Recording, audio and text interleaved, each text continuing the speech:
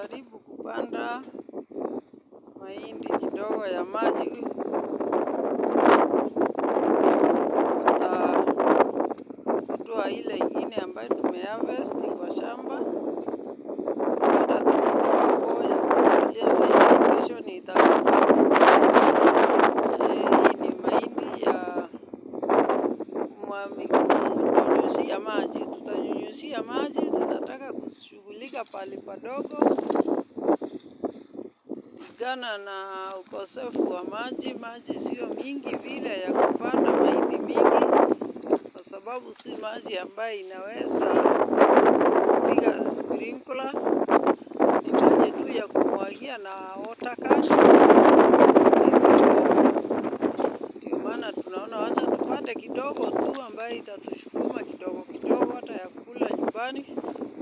Tukiangalia venye tunaweza kushughulikia kwa huu ikamilike, kwa sababu bado ikamilika. Ukiangalia pale hapa jaribu kuweka carrots. Sikumea vizuri, tunajaribu kuona tutafanyaje tuweke zingine ili siweze kumea vizuri. Kuna karoti hapa, hii haijamea sawa vile. Zingine zilipotelea chini, zingine zikamea hizo. Ya hii tunaangalia, tunaona kuna hiyo. Ya kuna kitunguu hapa.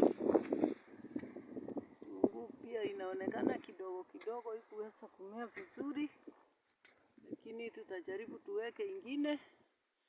Tunaona sasa iko karibu kuwekwa kwa shamba ipandwe. Any time from now, kitu kama wiki moja hivi, hii itakuwa transplanted.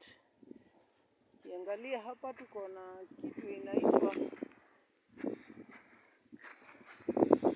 ilikuwa imeanza kukauka lakini inaonekana inarudi. Na hii ni strawberry. Inaonekana inaendelea vizuri sasa. Ilikuwa imeweza kukosa maji. Ndio hii. Mengine ilikuwa pale lakini ilikauka. Yote together tutajaribu vyenye inawezekana.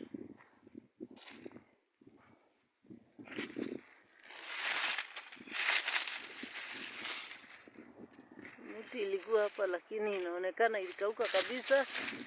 Ilikuwa ni mzabibu lakini ulikauka kabisa.